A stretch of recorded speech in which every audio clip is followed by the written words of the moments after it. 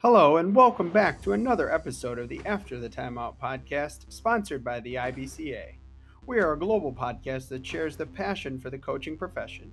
You will hear the stories of coaches from all around the world. We are covering the profession in game, outside of the game, and anything in between.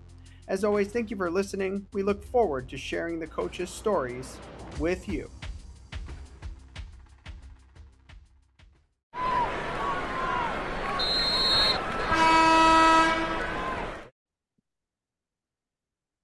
All right, we are back with another episode of the After the Timeout podcast with St. Lawrence head football coach Adam Nissen.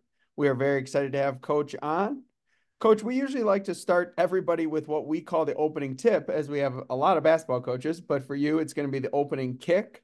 Okay. So first, we are going to start off with kind of just take us through your coaching journey. You've actually had a very unique journey that we're going to delve into in the first half of the show, but kind of just take us through your journey and how you got to where you are today.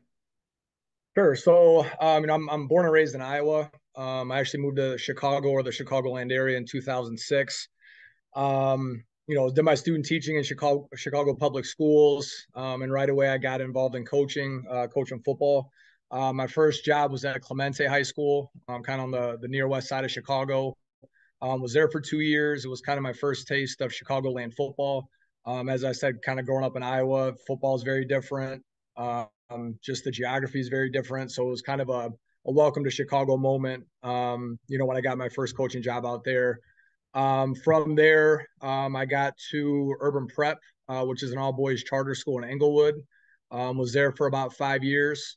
Had a lot of success there. I was there for 5 years. We took a team that historically really hadn't done much. They started their program in 2010. So I got there right when their first graduating class was about to go out. We took them to the playoffs 4 or 5 years. So that's probably the spot where I learned, I don't want to say the most, but kind of found out who I was as a coach there. Coaching in Englewood, which is, not one of the better neighborhoods of Chicago. Loved it, loved my time there. After there, an opportunity presented itself to get to Mount Carmel. Actually right down the street from Urban Prep, just closer to the lake. And then that's where I got introduced to CCL or Chicago Catholic football. Got a chance to study under Frank Lenti, who anybody's going to know who Frank Lenti is, Hall of Fame coach. And, that's a spot where I really learned how much I didn't know as a coach. So I kind of thought I knew everything. And then I talked to Coach Frank for about 20 minutes and I realized I knew absolutely nothing. Was there for 3 years. And then kind of due to some unforeseen circumstances, I kind of wanted to step away from coaching. So I moved out to IC Catholic, which is in Elmhurst, Western Suburbs. And I took on the role as the athletic director there for 2 years. Um, it was good. I enjoyed my time there, but I started in July of 2017 or 2018. I got to about Labor Day that same year and realized that I needed to get back into coaching. It didn't help that the IC football program is very, very good. So I got to go out every Friday and watch a really good football team with a great environment. Really kind of made me miss coaching and really kind of opened my eyes to the decision that I made was probably the wrong one. Was there for 2 years being the AD. And then in 2019, the St. Lawrence job opened up and here I am. So you just mentioned your journey. So we wanted to start out with kind of when you're looking for those jobs, right? Obviously the first couple, you were there, you kind of found it, but then, you went out and said, "Hey, I want to maybe look here or look there." Um and you've had a variety of jobs different places, right? So you have a lot of good experience. If you're, giving advice to a young coach, how did you go about that process of picking the right job for you? Maybe more personal for you, but just in general, because I think it's a changing landscape in coaching right now. There's a lot more factors. So how did you go about kind of finding out if this is going to be the right fit? This is a good situation, all those things that go into it before you make the move. Yeah, I mean, I that's a great question. I think there's a lot of things that go into it. I actually turned down a head coaching job, man, probably about 4 years into being a head coach. At least in football, I'm not sure if it kind of crosses across other sports, but I come across a lot of young coaches that are itching to be a head coach. I got a couple guys on my staff right now that are 24, 25, 26. and they're itching. They want to sit in the big seat and they want to make the decisions. So I talk to them a lot about, it's one of those jobs that it's great from the outside looking in, but there's a lot of things you don't know once you sit in the chair that, unless you live through it and go through it, it's kind of hard to tell younger guys that. So, like I said, my probably third year of coaching, I was 26. I got offered a head coaching job in the public league. I was this close to taking it. To be honest with you, I went out to breakfast with the administrators. Everything looked good. Everything was great. At that point, I didn't have any kids, so it kind of worked out from a timeline standpoint. But I kind of went home and thought about it, and you know, being self-reflective, I think at that age is very important. Like I said, there's a lot of young guys that want to get into it. But at that point, there was just something in me that thought I wasn't ready. I'm a big believer in kind of paying your dues and, studying under people and learning as much as humanly possible as you can about the position before you take it. Even the St. Lawrence job, at that point, I'd been coaching, 15 years, 14 years. And there was a lot of reservation. There's a lot of reservations. It's the Catholic League. Was I ready? Did I know enough? Pretty much all the things that I kind of just talked about, the things that go on behind the scenes that I was warned about. I shouldn't say warned, that makes it sound bad. That I was instructed about. Was it the right time for me? And obviously in 2019, as I said, I was looking to get back into coaching and jumped at it. But I think when you're looking at head coaching jobs, you have to factor in, as you said, everything is so different now. You have to look at the administration, you have to look at the school. One of the reasons I left Urban Prep was the school day got done at 4:30. So we were starting football practice at 5. In the fall in Chicago, it gets dark by 4:50. So it just something like that. You have to kind of step back and look at everything. When you're trying to look for that job. So it's interesting. I know you and I have had this conversation off the air, but it kind of plays into my next question, but also kind of some things you said there is I think everybody when they're 24, 25, 26, at least I can speak for the three of us, thinks they're ready. And then they kind of realize pretty quick, maybe I'm not so ready. I think, with even us in our 30s and 40s kind of realize even now, sometimes I'm like, maybe I'm not so ready. Yeah. But something Todd and I have talked about, especially to some other coaches, are there's so many coaches coming and going in 2023 from different jobs. You see coaches taking one job in the summer and in that same summer leaving for a completely different job. We've seen that a few times, at least on the basketball side. Yeah. But we're also seeing coaches just completely leave the profession at an extremely early age. So what do you think some keys are to kind of coaching longevity in 2023? Yeah, I mean, that's a good question. I think it's hard, like you said, we've talked kind of offline about this. My mentor, Frank Lenti, I think was at Mount Carmel for 34 years or something crazy. I mean, just something that's, in this day and age, I think it's hard to stay in one spot for 10 years, let alone 34. So, I think it's kind of tricky. And I think there's a lot of things that do play into that longevity piece that I already kind of talked about. It's, I think the administration at your school plays a huge role in that. Do they support you? Do they support what you want to do? Do they support your vision? Are they on board? Do they want to win now? Do they give you a couple years? I think those things all kind of factor in. And, I think the unfortunate reason why a lot of, at least the guys I know that got out of coaching, it's the increasing role of parents. And by increasing role, I mean, it's their belief that they have some type of say in the program. I've talked to a lot of guys about this, especially head coaches, is, you have your own program and you build things the way you want to build it. And it's almost like you're fighting, during the school day, and then you have to fight the same kids when they come back from talking to their parents. So, and it's not all parents, but, it's one of those things. It's unfortunate that a couple bad parents can kind of ruin the whole experience. But, a lot of the guys that I've talked to just within the last year, guys that have transitioned out of head coaching or even going to a different school, the overwhelming answer is parents. So to be honest, I don't know what the answer is. I saw from an administrative standpoint at IC, there's only so much you can do, but until the control or until the I guess the bad parents kind of decide to take some steps back. Let the coaches coach, let the players play, which, it's kind of a utopia, I think, in 2023, 2024. But, that's, I think, kind of the major thing. And then obviously with longevity, and this sounds really stupid to say, but I think it needs to be said, is winning. You can get away with having kind of an average culture, or you can get away with, maybe having an administration that doesn't truly support you. If you're winning and going 10-3 and 11-1 and 12-2 every year, I think a lot of those shareholders are going to kind of be, I don't want to say forced to support you, but I think there's going to be a lot of pressure for them not to support you. So winning across sports, I think that's a universal thing. Is obviously the more you win, and we laugh all the time in this office. Everybody loves a winner. And I look at Coach Frank's experience, and I think he had 11 state championships in 34 years. So it's kind of hard not to support that program from somebody that consistently is going to produce out state championship ranks.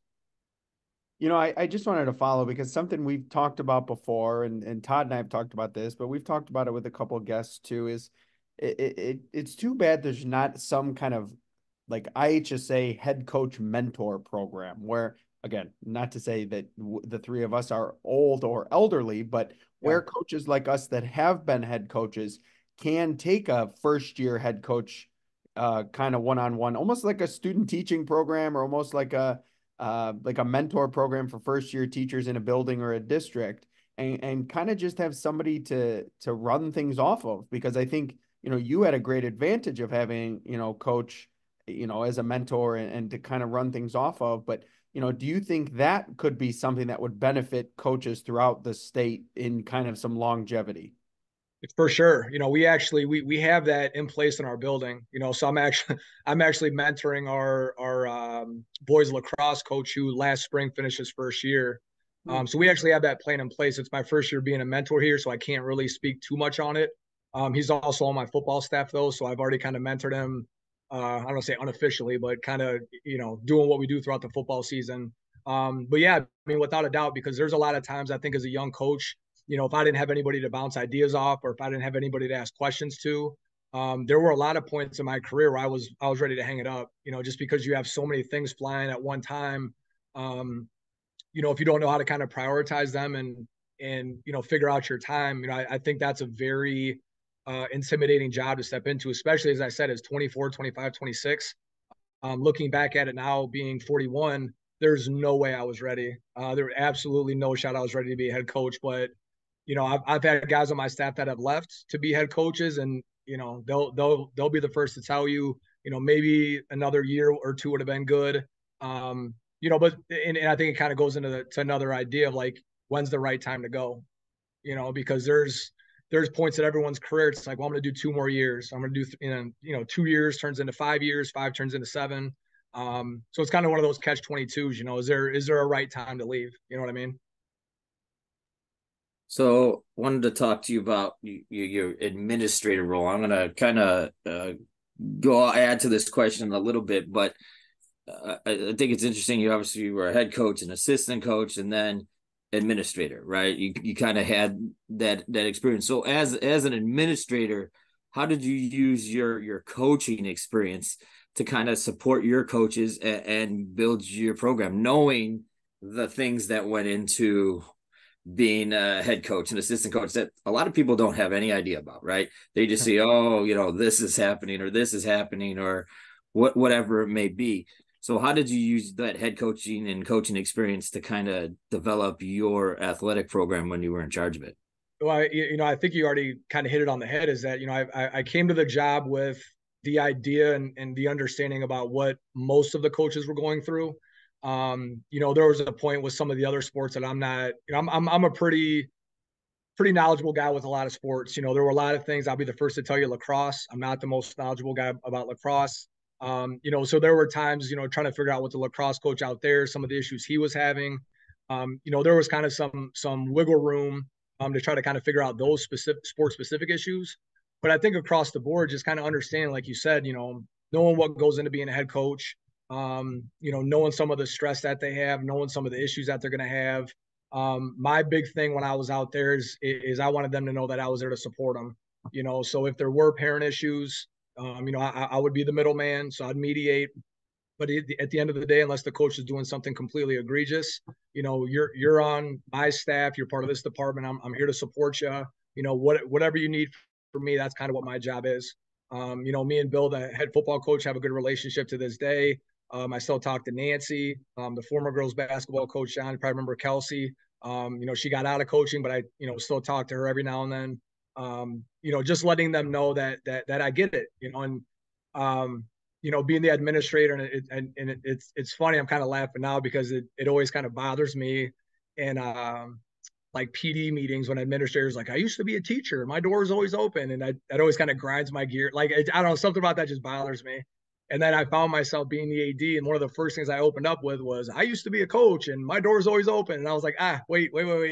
So I had to kind of reframe it, and it was a really good staff. Even some of the sports that weren't as successful, really good people, and I think that's like 90% of the issue in administration is just finding the right people.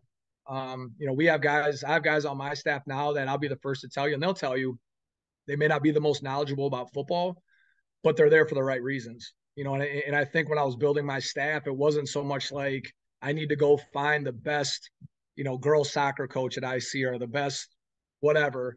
It was like, let's go find the right people, and after that, you can kind of get them more sports specific stuff. But really getting the right people in place. And I think once you get a good head coach, to be honest with me, once you get the right person in place, the rest of it's kind of easy. All right. So second part of that question, I know you talked about it a little bit, but what ultimately made you go back and say, hey, this is great. You said you had a great experience, right? You loved it, but I got to get back into coaching. What kind of made you make that final decision and say, I got to do it? Yeah. So to be honest with you, it was the lack of relationships. Being the athletic director, and it's the only time I've been the AD, so I can only speak from my experience. It's very hard to forge meaningful relationships with student athletes in an administrative role. I've had really good ADs that can do it very well. Me as an athletic director, as an administrator, it was really tough for me to do that because I felt like the only time the students saw me was something negative. I could go out to their practices and I can, talk to them on the sidelines and everything, but it was just a different dynamic I wasn't used to. And, prior to that, I was always a teacher and a coach. So, you're in the classroom, you see your kids all day, you go out to practice, you see them. There's guys I coached back in 2006 that are grown with families that I still talk to on a regular basis. So, I was sharing the story with John is that I started IC in July. So July 1 was my first day of work, and they did their inter squad scrimmage like the last weekend in August. And I went out to that scrimmage and something clicked where I was like, yeah, I probably shouldn't have took this job, because I could just see how their football staff was talking to the guys. So, I mean, I made it there for, July, about a month and a half before I realized that I probably made the wrong decision. But, I kind of still hung around the football program. I didn't really, give a whole lot of input, but, just kind of hang around, talk to the guys, do a little bit of game plan and stuff. And then, as I said, I went into year 2. I thought it was one of those kind of, it's just an itch that's going to go away.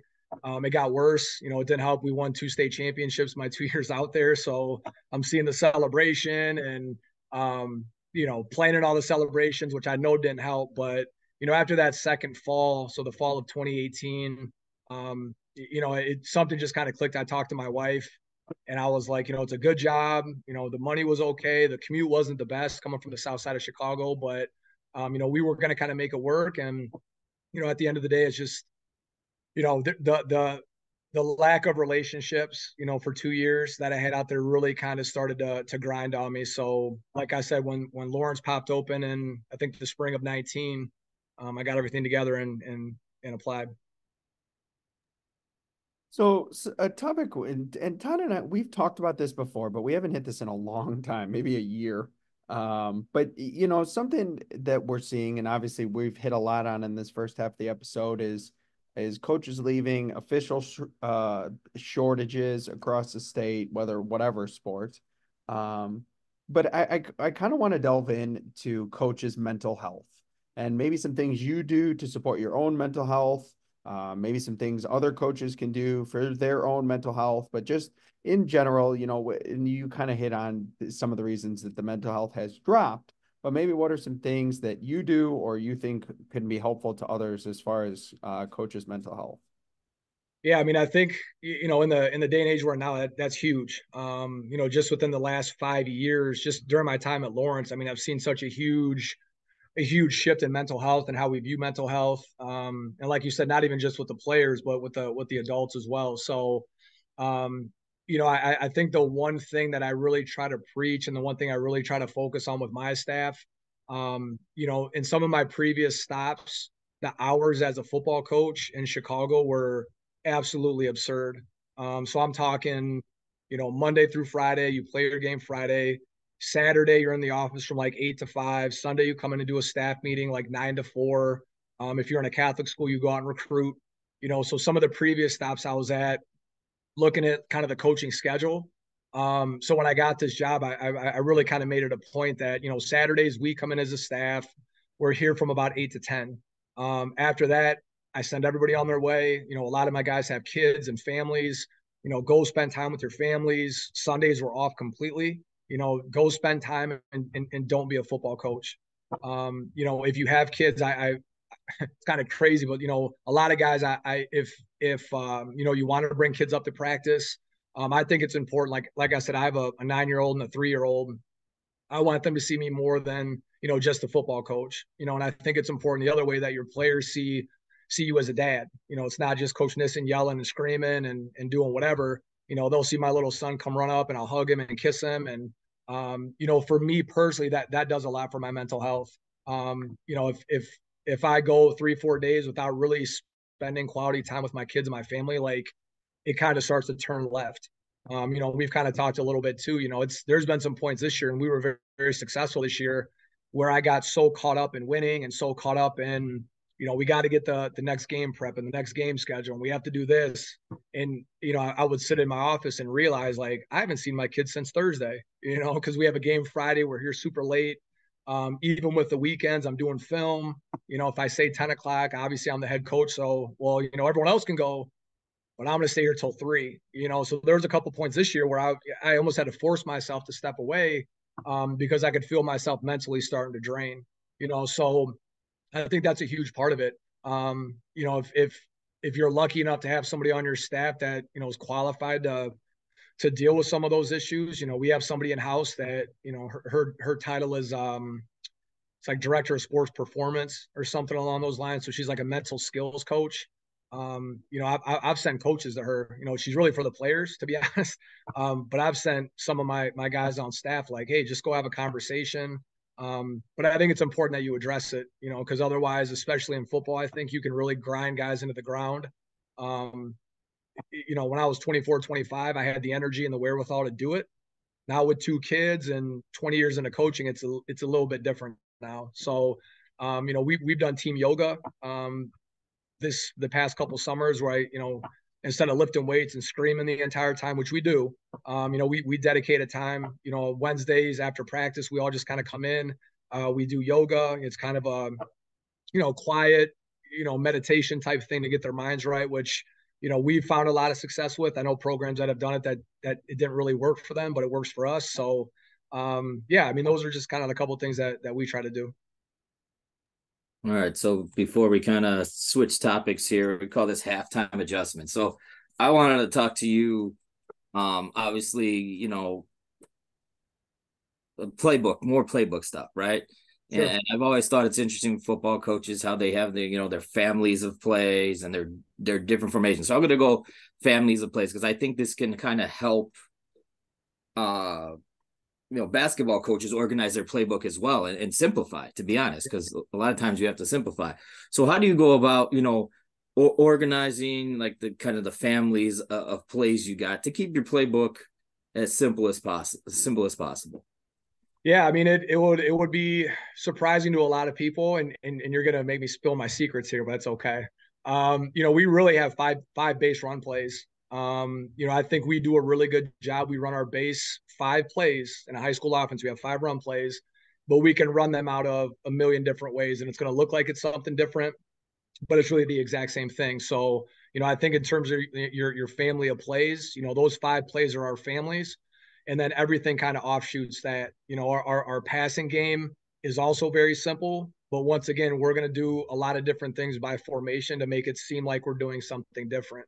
One of the first things as a football coach I learned, it was from another guy that was relatively, he had about 40 years in the game when I moved to Chicago. And he told me, he said, with football coaches, you're going to get guys that want to do a million different plays from two formations, or you're going to do two plays from a million different.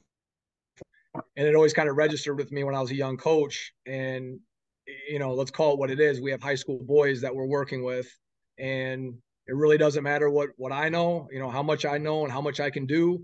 It's really what they know and what they can do on the field, So we really make it a point to keep things as simple as possible, because we've seen times in my 5 years here where we've gotten too cute and too advanced, where like you can almost see the wheels stop on the field. It's like they just freeze. It's like, their controller ran out of batteries or something. So this year going into it, I took over the offensive coordinator job, and the first thing I did is I went into our playbook and started just hacking stuff out, stuff that looked really good and looked really cute and fun. I said, you know what, we're not going to do that. And all summer we focused on 5 plays, did it a bunch of different ways, and constantly checked in with our guys to make sure it made sense to them. Because like I said, I think this goes across sports. It really doesn't matter what we know. You could drop the best out of bounds play in basketball, but if your 5 doesn't know she's a 5, it doesn't matter. So it's going to look great, but we do a really good job as a staff to make sure our guys understand what we're doing. More importantly, philosophically, I think that's the teacher in me. Like, I'm always asking, well, why would we run this? We stopped in the middle of one of our playoff games in a pretty high leverage situation, and I asked the guys straight up. I was like, "What do you guys want to run?" And this is when we needed a first down, and they all kind of looked at me, and I was like, "You guys know the stuff." I was like, "What do you feel comfortable with running?" And they gave me a play. We ran it, got the first down, and ended up winning the game. But that's kind of the level of trust and the level of understanding that we need. Because with those guys doing that, that lets me know that they understand kind of philosophically what we do. The other thing, which is funny, which it sounds crazy, I promise you it's not. I promise you it's not crazy. When we make our scripts for practice, there's a couple of times, and sometimes I don't do it on purpose, but a lot of times I do, where I'll write down the wrong play.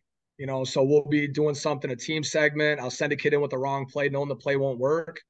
And it's my test to see when they're in the huddle if they're thinking about what's being called.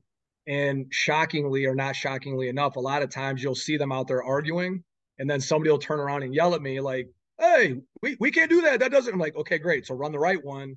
But that's just kind of my test to make sure that they're thinking. And there's been times in the season, this past season, you get in the heat of the moment, you start calling things that don't make sense. Well, now you've done it in practice, and now obviously they've been kind of prepped for that moment. So sometimes I do it on purpose, sometimes I don't. So, but yeah, I mean, those are just kind of some of the things we do. Like I said, we keep it simple. We don't try to do too much. I think the day and age of football, I was just watching Washington and Texas. I mean, that you can do a million things with those teams. And I think a lot of high school coaches really outcoach themselves, and they try to do too much with too little. So, look at the guys, look at who you have, and then tailor your offense or your defense based on kind of who you got. I think that's a great and simple quote. It doesn't matter what we know, it matters what the athletes have learned. I think that's a beautiful thing everybody could take from this episode. Mm-hmm. So the second half of the show, we always have a topic with our guests, and something that Todd and I, as we were developing this episode, and I was kind of talking to you off air, is you really did you built the program from a program that's kind of started 9-15, I believe, in the last couple of years to a state championship game. So we really want to talk about a little bit of program building with you. So to start, I kind of want to talk about bigger, like more of a macro view instead of the player and coach's view, more to that administrative view, the training staff view, the parents' view. How do you create that kind of vertical alignment with everyone and the outer rim of your program? We'll delve into the kind of the player buy-in, the coaches, etc. But kind of what are some ways you kind of develop that outer rim to align with your program? Yeah, I mean, I think the big thing with that, with vertical alignment, the thing that I've had, some success with, I don't want to say that I've been perfect with it. But I think the big thing with that outer rim is transparency. I've seen a lot of really good coaches fail, because nobody really knows what they're doing besides them. So when I got the job, I was pretty transparent. I was pretty crystal clear with, this is what I need from administration. Parents, this is what you're going to get. These are the type of guys we're going to produce. These are the values, et cetera, et cetera. But even to this day, with going into year 6 now, you have to be transparent with all the shareholders. We do a pretty good job of putting things out on social media. We share our core values. It's not a secret. I've worked with guys that everything within the program is top secret, which I never really understood why. So we try to share with our alums. We try to share with the parents, the administrators. I got a great relationship with a lot of former players. So a lot of former players come back, and when they can see the same message being spoken and the same thing being said, it really kind of turns into a self-revolving program. But I think with that outer rim, if you're not transparent, you're really setting yourself up to fail. Oh, I'm going to follow that a little bit. So, you talked about transparency, right? But I think sometimes that gets maybe misconstrued, right? It's not, you're not being, I don't know, kind or right. I'm not saying you're being belligerent or anything like that, but just being honest and being transparent, especially with players and parents and even administrators. Like, yeah. So how do you kind of find that balance of them understanding, like, yeah, I'm still in your corner. I'm still going to work with you, but at the same time, we have a job to do here, and we have an ultimate goal of, it's as it has to say. You, like you said before, you have to get victories. You have to get W's. Yeah, I mean, and I think the second thing that kind of comes off with the transparency is consistency. If you ask any player, kind of what the main thing about me is, they're probably going to say that I'm pretty consistent. And I think piggybacking off that transparency thing is that, I've found even outside of St. Lawrence, it's very hard for parents and administrators to get mad or to get upset. They may not agree with it, but if you're transparent with, hey, my rule is, if you're late to practice, this is what happens. And as long as you as the head coach holds true to that, and you don't start cherry picking and saying, well, I'm going to hold you accountable, but I'm not going to hold you. That's where coaches get in trouble. So I think it's a fine line of will the parents and will the administrators agree, I guess, with what you're doing. Like you said, you can be transparent all you want, but if they don't agree with it, I think that's where the vertical alignment kind of kicks in. So, to be honest, it's something that I think regardless of where you're at, and I think I've seen kind of all walks of life with this, being in the public schools, charter schools, private schools. There's really no magical formula. I've had some really good administrators. I've had some really bad administrators.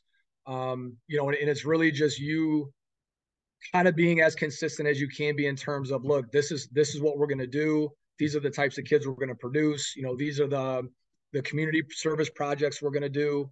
And I think where coaches kind of get a little, I don't want to say get in trouble, where they start to kind of to tip is where you can be as transparent as you want, but if the administration doesn't agree with it, that's when you have to be able to sit down and say, we have to be able to compromise and find that happy medium.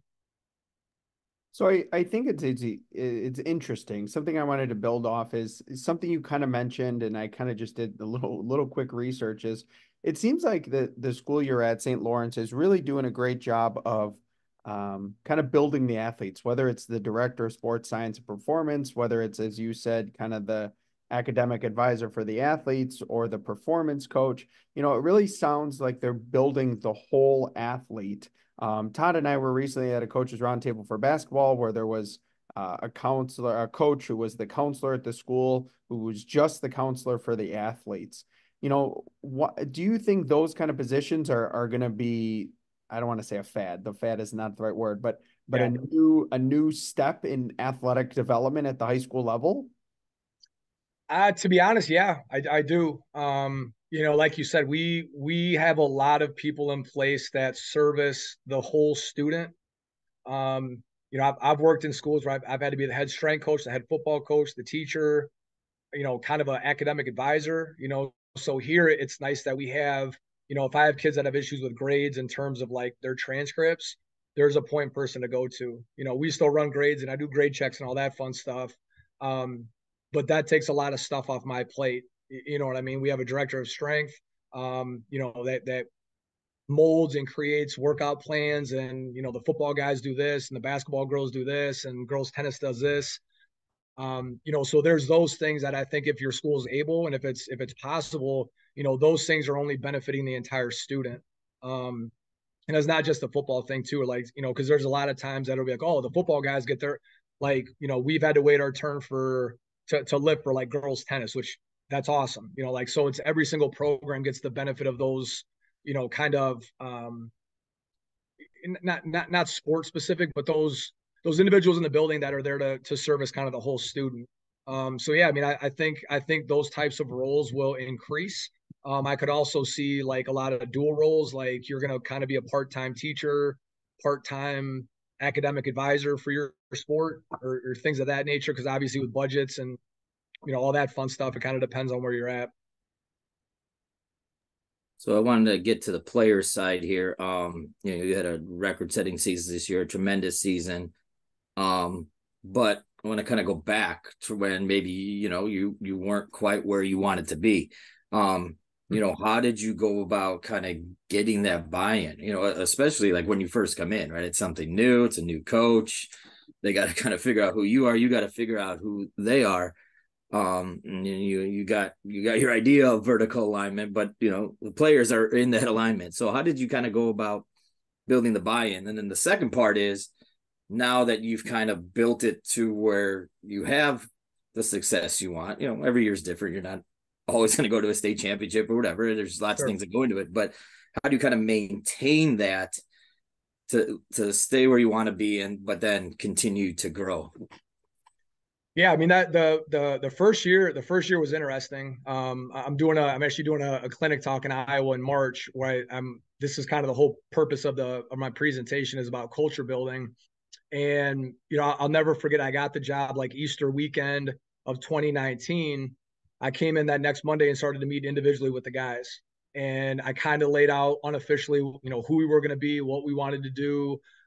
This is the type of guy you're going to be, et cetera, et cetera. And I lost probably 6 or 7 kids that first week of me just talking to them. They're like, yeah, no, I'm out, and it was kind of an eye-opening moment of like, wow, like what is this really going to be like? And these are good football players. 2 of them are currently Division I football players.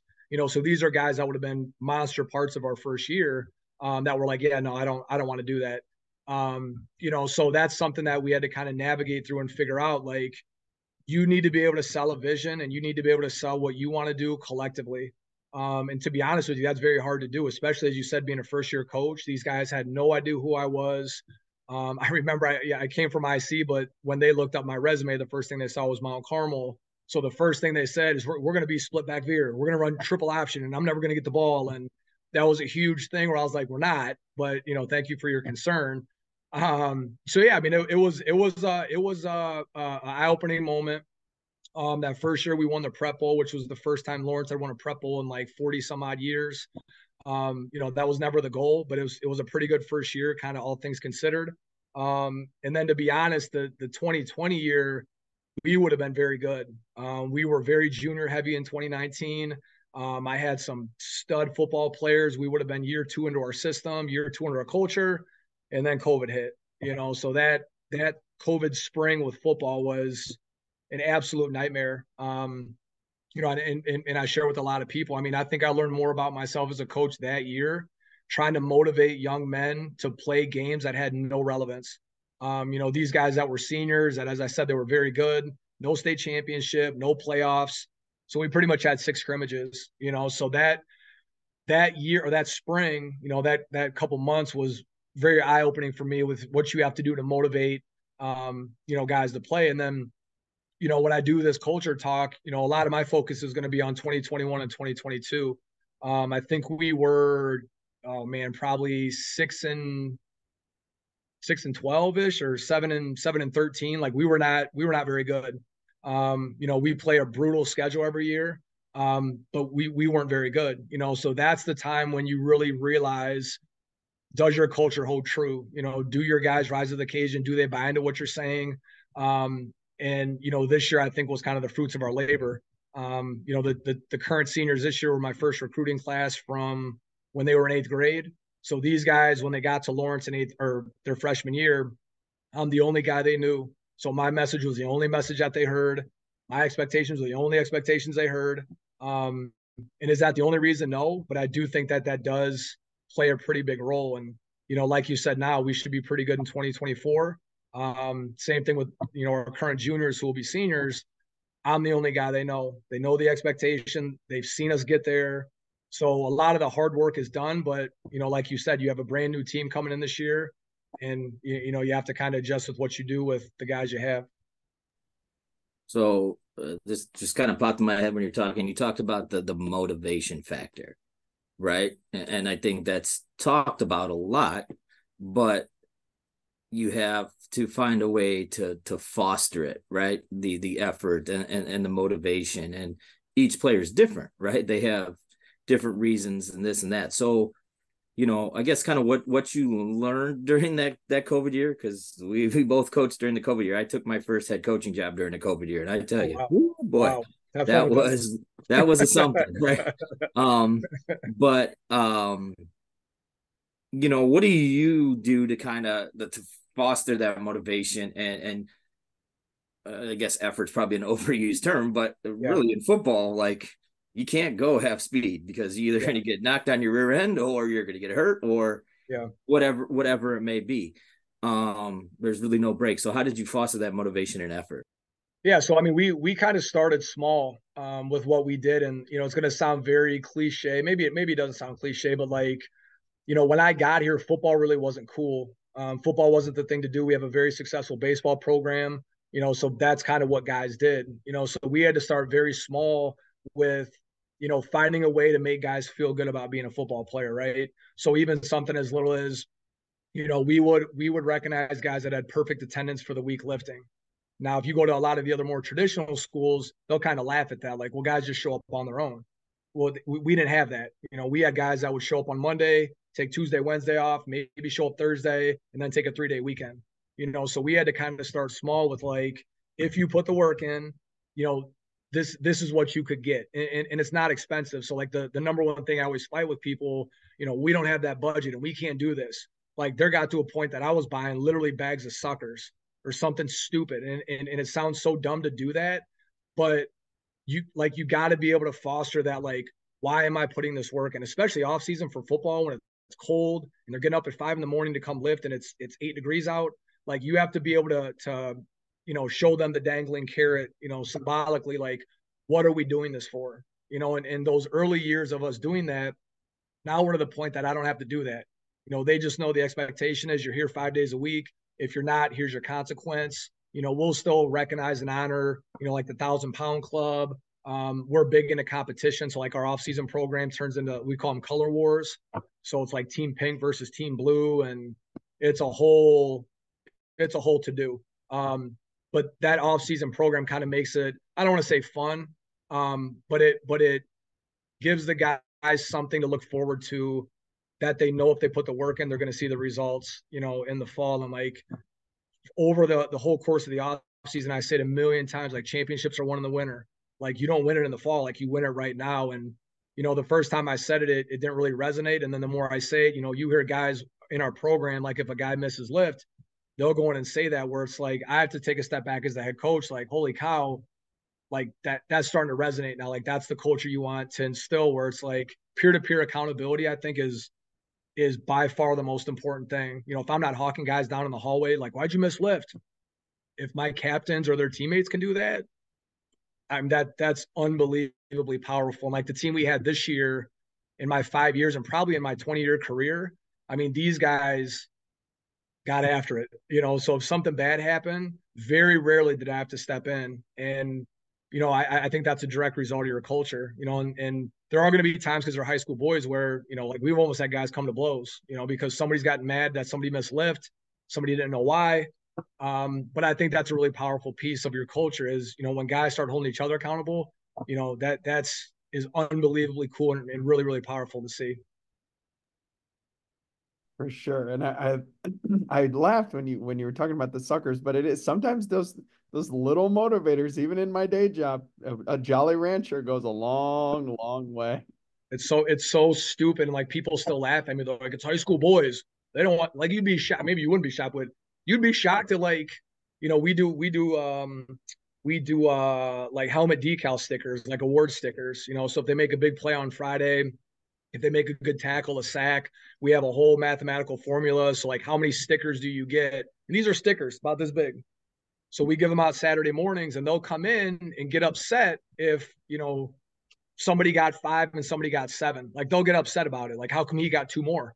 And these are stickers that are this big. They have no relevance, but it's something that, they can show on their helmet. Like, hey, these are all the good things I did. And it's not candy, but to me, it's the exact same thing. It's small things to show them like their hard work is being appreciated, whether it's a sticker or whatever the case may be, a t-shirt, like the guys we had in my first year were huge t-shirt guys. So, we could get t-shirts for like $3, get a very simple iron press, put St. Lawrence Vikings or football on it, press it, and go. So, like I said, year 5 of the program, I've finally been able to kind of take a step back from that. But I think in those early stages, especially if you're at a spot that doesn't really value, or I don't want to say take serious, but whatever sport you're coaching, if you're in a spot that it's maybe historically hasn't been successful, you gotta recognize everything. We used to recognize guys that were in the right lifting uniforms, and that's just the way it is. Now obviously we don't do that, but you gotta celebrate the little things. You do. So something we really haven't talked about with program development is scheduling and preparation. We haven't really touched on this in a while. And you mentioned you play in the Catholic League. I also coach in the Catholic League. Todd and I used to both coach in the East Suburban, so we understand. But going into each week when you're preparing on your schedule, week to week, every game is tough. So what's your balance of kind of looking for the players, the opponent's strengths and weaknesses, but also kind of finding ways to use your strengths and minimize your weaknesses? While, as you kind of said in halftime adjustments, Todd and I are also big on not giving them too much. So kind of how do you kind of balance all of that week to week in preparation? Yeah. So, I mean, the one thing that we do, and I told myself when I got the head coaching job, like one of my biggest pet peeves as a football coach is coaches, and maybe this is across sports, coaches that coach for or practice for 3 hours or 3.5 hours, and you think those are successful practices. So just because you're out there longer, it means it's a better practice, which that has never made sense to me. So in season stuff, we're on the field stretching by 3:15. We're off the field walking off by 5. We're very condensed. We're very efficient with what we do, but I've never seen value in holding whatever team you coach out there for 3.5 hours, even in the summer. I think summer for football always kind of turns into let's see how long we can hold these guys out there. If your team's dragging into August, your week 1, you kind of defeated the purpose of what you want to do. So in terms of week to week planning, we're very heavy with stuff on Mondays. Like I said, we'll do team film Monday morning. We'll do defensive film afterwards. And then I guess offensively, at least I can kind of speak on we're not going to change who we are. There's a lot of guys, at least football wise, you're going to change your philosophy. You try to do too much. Anybody that plays us know this is what we do. These are our plays. Coach Frank always told me it doesn't matter if they know what's coming, they still got to stop it. So I've always kind of bought into that philosophy of, you need to hold true to who you are. Defensively, I think it's a little bit different. You can have your base defensive philosophy, but you do have to adapt a little bit based on what your opponent's doing. But like I said, during the week, we're very efficient with what we do. We're very quick. We track our guys' huddle time. So I'll come in Monday morning.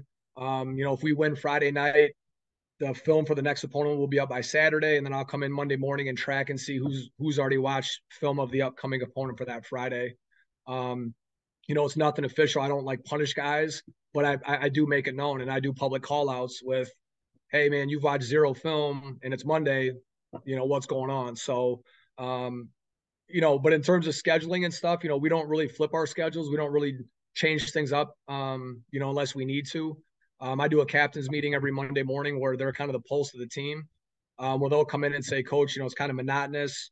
I feel like we're doing this, the same drills and this, so we'll sprinkle them. We call them competition periods. We'll stop what we're doing and do a big man punt return, We'll do a field goal kicking contest.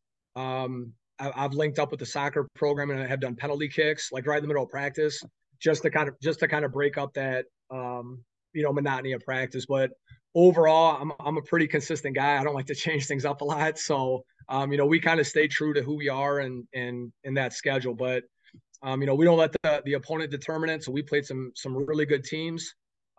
This is how we're going to approach it. This is how we're going to prep for it. We really don't get caught up into who we're playing or trying to change who we are based on who we're playing. Gotta love the big man punt catching contest. That's classic. It's I always love good. it. It's always good entertainment, right? Yes, it is. I love it. So last question before we get to our closing segments. So now the plan after the success, right? To keep that growth going, right? Obviously, yeah, you want to maintain where you're at, but you still have to keep getting better and better and better, right? And keep developing. So, how do you kind of prevent people from your returners from relaxing? Oh well, hey, we're St. Laurence. We're gonna come up here and we're gonna play and we're gonna be okay. And still pushing for that future success and to get better. Yeah, I mean, so we start our off-season live January 22nd. The first thing I'm going to tell the guys that are coming back is like the whole message now moving forward is now what? Okay, what do we do? We got there, we didn't win, which depending on how you look at it, it's a blessing and a curse. Because the juniors that were on that team sat in the locker room at Illinois State, watched everybody cry. They felt the pain, which at the time it sucked. It was terrible. But now looking back at it, and I told them at our banquet, I said, if that's not motivation enough for you to come back and want to go harder and do more and try to figure it out, like, you're probably in the wrong program. So, to me, the message is always pretty simple. Following those successful years, it's okay. We got there, but now what? Okay, can we do more? What do we need to change? And I'm having a staff meeting coming up in a couple of weeks. Like, we need to step back and look at the guys we have coming back, because it's going to be a very different team. So we need to evaluate as a staff, what do we want to look like for 2024? Because the team that we had in 2023, it's not going to be that in 2024. So I think everybody collectively has to kind of take a step back and say, what are we going to do moving forward to make sure we get back there and make sure hopefully we win it, versus just getting there. But I think there's a lot of self-reflection, and it starts with me. So what do I have to do? Do I have to bring better coaches in? Do we have to change our off-season program? I think the off-season, at least for football, is very self-reflective with, we had a great season. Let's keep the stuff that works.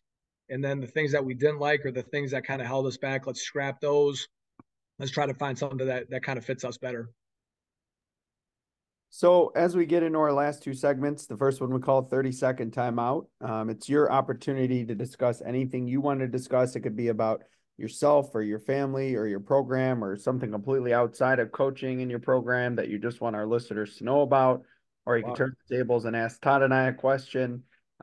Whatever you would like. This is kind of your platform. Wow. I didn't know I was going to be put on the spot. Okay. I will turn the tables back on you guys. Okay. What was your biggest challenge once you've reached a certain level of success?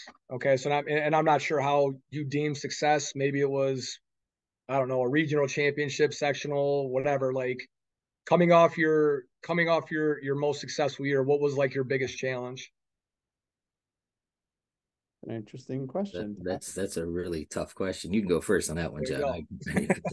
Yeah, I'm gonna answer this twofold because Todd and I we coached together when we were at St. Viator, and we kind of helped build a program that was kind of in last place in the conference to its first regional in a really long time. And I think one of the things was, I don't think the coaching staff ever got satisfied, and I think that kind of just bled through to the student athletes, which is why I think St. Viator was successful for an extended period of time. As far as at Res, in my 8 years since I've been the head coach, I think I don't usually say things like this, but I do think it starts at the top, and I think it starts with your level of satisfaction and your want, and then it kind of bleeds into your assistants, which then bleeds into the kids a little bit. Like we, for the first time last year, my assistants and I sat down and we did a what we called a coaches summit, which I stole from another guest, Mike Bailey. But I gave each of them something they're in charge of throughout the whole off season, and then they had to present a way we were going to do it differently to the coaches, and then we discussed it, and then we came up with how we wanted to improve it. And I think that really gave our coaches a lot of ownership in kind of how they wanted to improve that thing, and then I kind of just let them run with it all season. And that's kind of what we've done halfway through the season. So I think that was so much better than me just saying, hey, this is how we're going to do it. I kind of let them be the head coach of that specific area, and kind of let them run with it. So I would say that's definitely something that has helped us kind of reinvigorate ourselves, I guess to say. Yeah. I'm gonna go on the same page as John, but I think it's kind of like you said, finding what's gonna work for that next group, right? The temptation is to, hey, we did this last year, this worked against this team. So kind of finding what's gonna work for that group, whether you have more size, more guards, whatever it may be. Every year is going to be different. You're going to stick to your core standards, right? And your core things, but there's different ways to tweak it. Maybe, one year you trap to pick and roll. Well, you might not have the personnel to do that. So every year, not saying, yeah, we can just run the same thing back and be good in the form it was last year. There's always something to tweak or adjust to the players you have. Because like John said, when we were at Vider, first year we had a very different group than the next year, right? And then you got a new group coming up, and you have people leaving, and so that's always the challenge of not of being confident in yourself as a coach, and not saying, oh, that we're going to do it this way and this is how we're going to do it. Just finding a way. I'm big on finding a way, whatever that way has to be that year. That's how you got to do it. Yeah. I think it's interesting too, is like, so this year was like a year of first for us, right? So like, especially in the postseason, like every single game was like, this is the first round playoff game in the last 4 years here, and we win. This is the first time we're in the second round. This is the first quarterfinal win since 2016. This is the first semifinal win. Everything was a year of first. And like, I got to a point when we were doing that where I kind of stepped back and thought, like, well, what happens if we do it again next year? Like, using that as like being the first, like it's the first time we did this, which is great. I think that motivated guys this year. So like, they wanted to be the first team to go to a state championship since 1979. Great. They did it. That's awesome.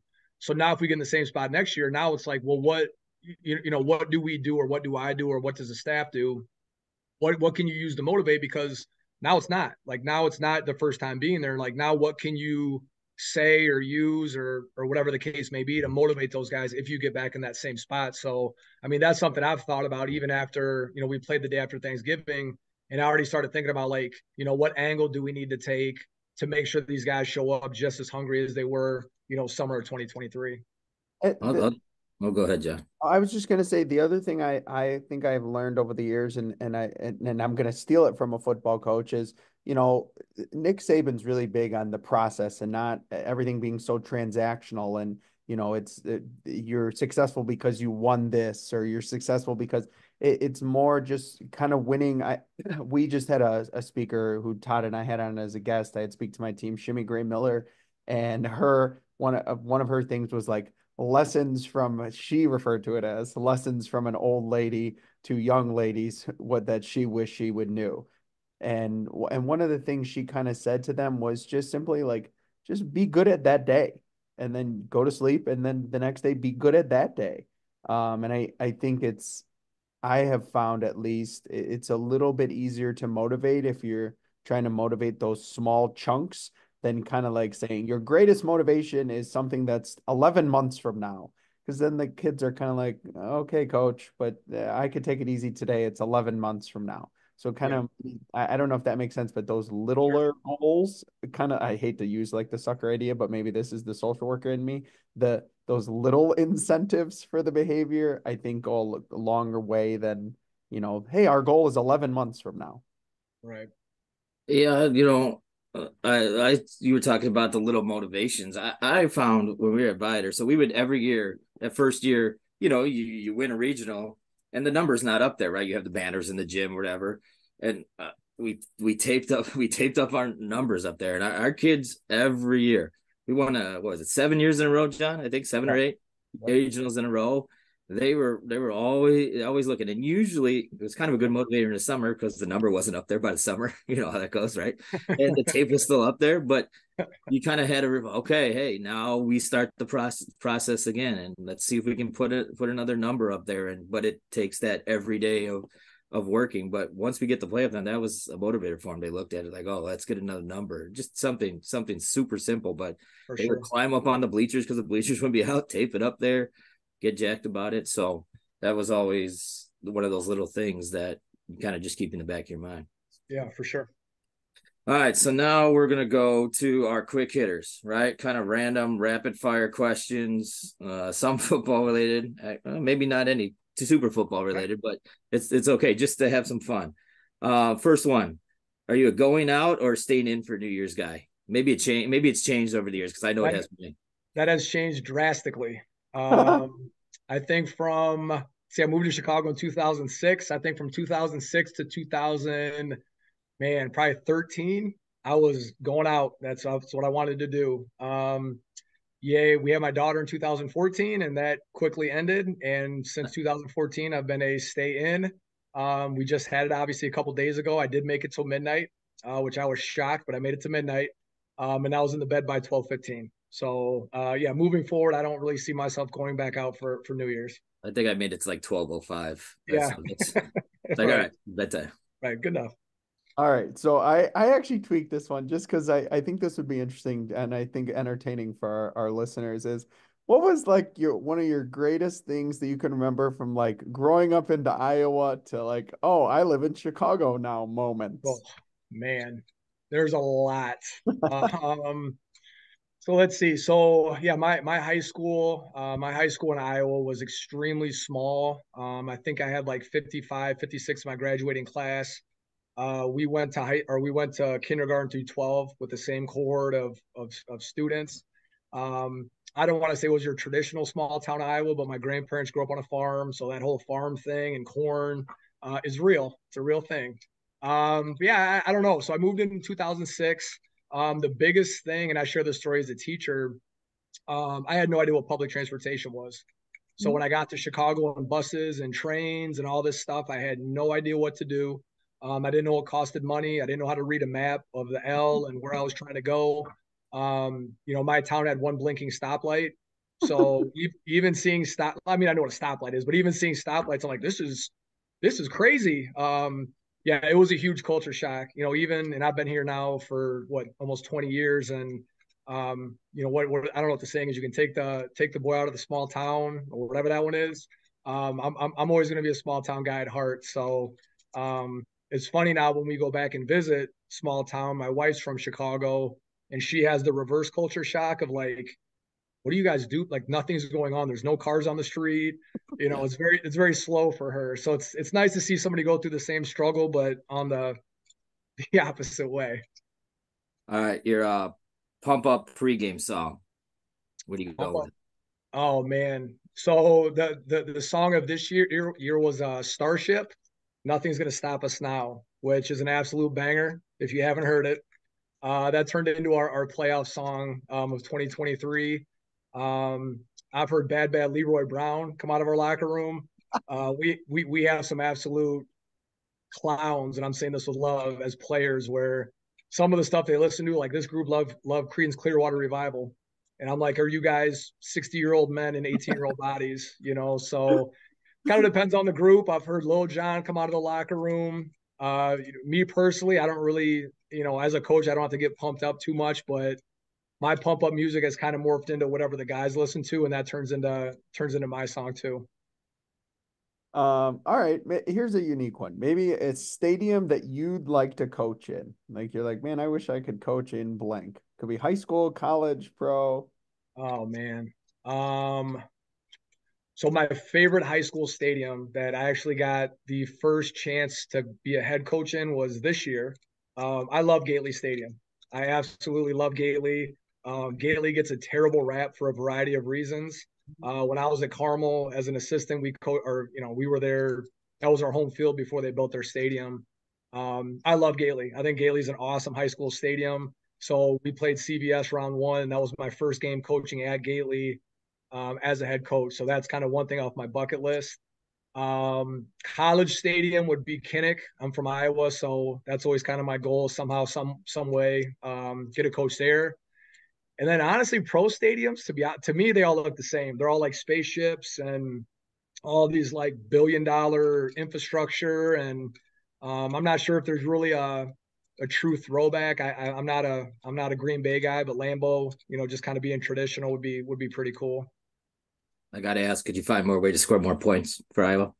You know what? The amount of people that have sent me that job description that got posted has been pretty alarming. So yeah, we watched their game against Tennessee, and yeah, I'll just leave it at that. I mean, I think there's only one way to go. It's a pretty low bar, ain't it? Correct. Yeah. Correct.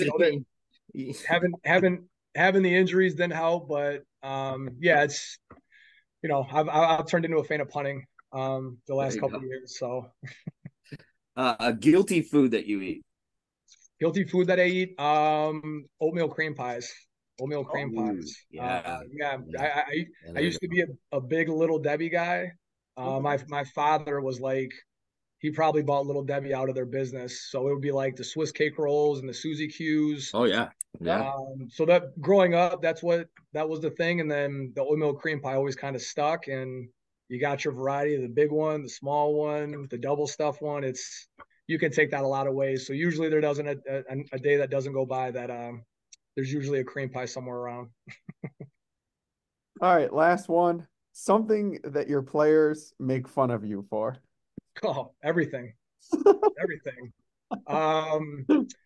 Man, so there's a lot of times that I'll bring, going back to the small town, I'll bring a small town saying back that I'll say it to try to show anger, but they don't know what it means. So it comes off like, what are you talking about? My high school position coach, I'll never forget, told me I was about as useful as a screen door on a submarine. And I actually said that once this summer, and I was mad. I was like, I said it, and the kid just stopped and looked at me, and he was like, what? And everyone just started dying laughing. And I started laughing because I realized that you have no idea what I'm talking about. I have duck calls. So being a small town guy, I'll bring my duck calls out and just start hammering duck calls in the middle of practice. They think that's hilarious. I love the word scumbag. I tell them all the time, don't be scumbags. And they just think that's the funniest thing on earth. So yeah, usually it kind of centers around from my small town roots, with me forgetting that I'm in Chicago sometimes, and I get stuck back in the country. Now, could you use your duck calls as play calls? You could be an innovator. I could. That would take some practice, and that would take a lot of understanding on their end. Yeah, right. It might be. Could be like instead of the signs, right, that have random stuff on it, you could just duck calls. Correct. Yeah, we tried. Well, I tried one time to replace my whistle. Like, I'm not the biggest fan of the whistle sound. So I tried to replace it with the duck call, and that just went left very quick. That nobody stopped doing anything, and they just thought there were geese flying above heads. So yeah, no, it's something, like I said, I'll bring out just to hammer them for a little bit, and they just think it's the funniest thing ever. And then I have to explain the whole concept of hunting, which they don't understand either. So that's interesting. Exactly. Well, Coach, we can't thank you enough for joining us. Your multiple experiences and your success where you've been programs is so awesome. And, I've written down a couple things here and ideas. So I know our listeners are gonna get ideas from you and be able to try things for their program. So thank you so much for joining us. Yeah, no problem. Thanks for having me.